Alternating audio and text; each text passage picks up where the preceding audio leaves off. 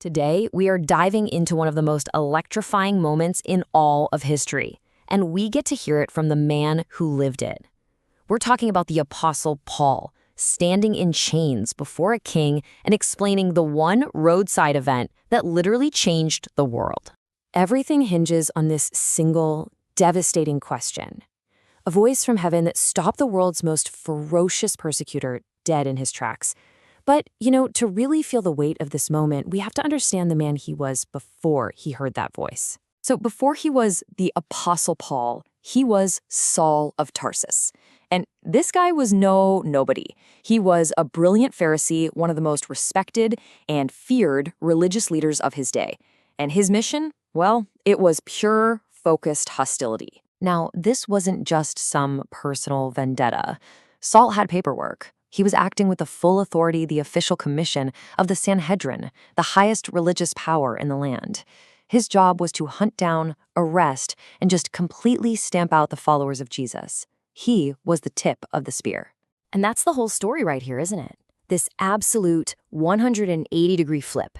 He goes from being backed by earthly power to hunt people down, to being commissioned by heavenly power to lift them up. From a man whose entire life was about hunting believers to one sent to the Gentiles.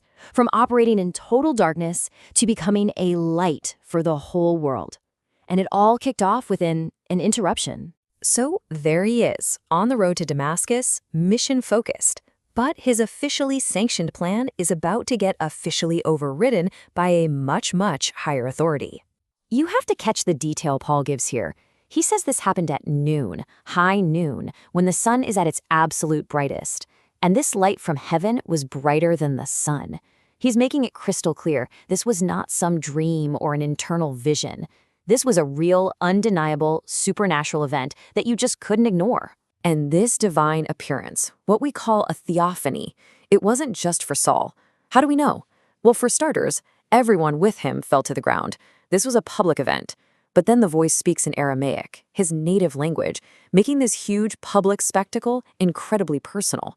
It was a divine appeal aimed right at his heart.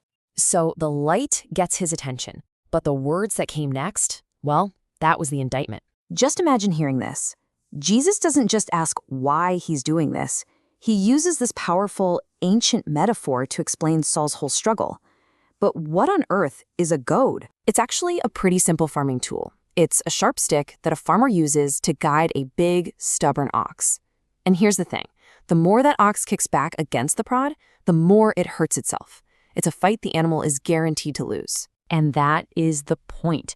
Jesus is basically saying, Saul, this whole furious campaign you're on, it's like an ox kicking a spike. You're fighting a battle you can't win, and you're only hurting yourself. It kind of makes you wonder if Saul's own conscience had already been tricking at him for a while. And this is the moment Saul's entire world shatters into a million pieces. He asks, "Who are you, Lord?" And in that one question, he's already admitting this voice is superior. The answer connects all the dots in the most devastating way possible. I am Jesus.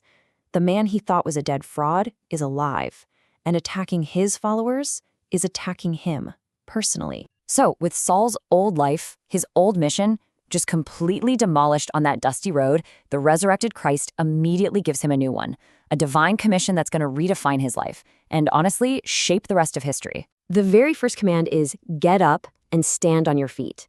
And this is so much more than just telling him to stop lying on the ground. In the Bible, to stand on your feet is the posture of readiness. It's the sign that you are about to be appointed and sent out. The persecutor on the ground is now being raised up as God's chosen servant. And here it is, his new marching orders, laid out with stunning clarity. This isn't a vague suggestion. This is a full-on spiritual rescue operation. He's being sent to open their eyes, to literally turn people from darkness to light, to pull them from the power of Satan to God. And the goal, so that anyone, not just a select few, but anyone can receive total forgiveness and have a place among God's people just by having faith. Jesus is also brutally honest with him here. He says, look, this new mission is going to be dangerous. You're going to face opposition from your own people and from the very Gentiles you're being sent to help. But right after that heavy warning comes this powerful promise. I will rescue you. Okay, so this isn't just an incredible ancient story about one man's dramatic career change. No, this is a foundational blueprint for what it looks like to answer a divine call. What happened to Paul on that road is absolutely packed with powerful lessons for our own journeys today. So, what do we take away from all this? First, we've got to listen for our own Saul moments, those times when God is trying to get our attention.